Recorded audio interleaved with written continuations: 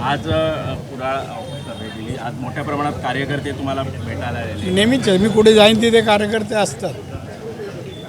सांगू दे अगोदर की नाही सांगितलं तरी येतात. विकासाच्या मुद्द्यावर काय वेगळी आज तुम्ही मालवणलाही होता आणि मालवणमध्ये मालवणला होतं त्यासाठी विकसित भारत योजनेअंतर्गत यात्रा काढली आहे.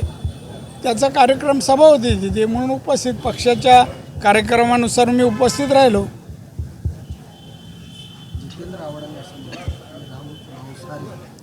जितेंद्र आव्हाडांनी असं म्हटलं की राम हे मांसाहारी होते.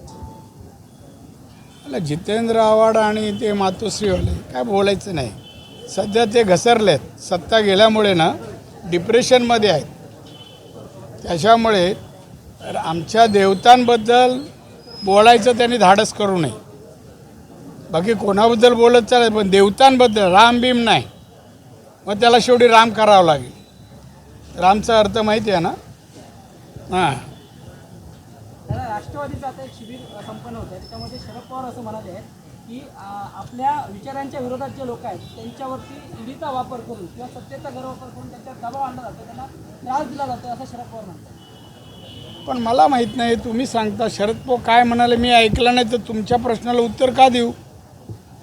एक ज्येष्ठ नेते आहेत ते बोलले की नाही खात्री करून घेईन ना मी खरोखर बोलले की नाही. आणि आमचं सरकार जे आहे ना की ज्यांच्यावर आरोप आहेत काँग्रेसच्या राजवटीपासून जे आरोप आहेत त्यांना ईडी किंवा CBI त्यांच्याविरुद्ध कारवाई करते. आता अनिल देशमुख हा काय साधू संत नव्हता. महिन्याला पैसे मागत होता आणि पुरावे मिळाले. तसे त्यांचे जडेजांना अटक झाली आणि आता जे वेटिंगवर आहेत आतमध्ये जायच्या गेटच्या बाहेर आहेत जेलच्या त्यांच्या मागे विचार त्यांची काय व्यवसाय होते काय करत होते.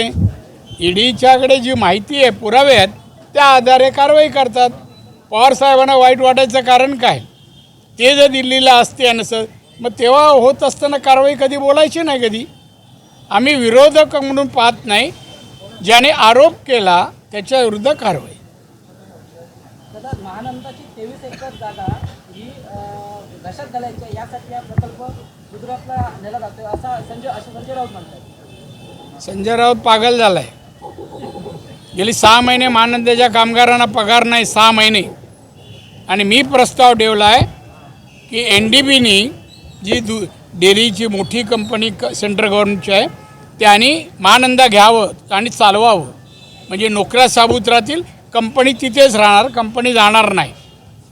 पण गुजरातमध्ये त्याची मेन शाखा जी आहे ना NDBची ती तिकडे आहे.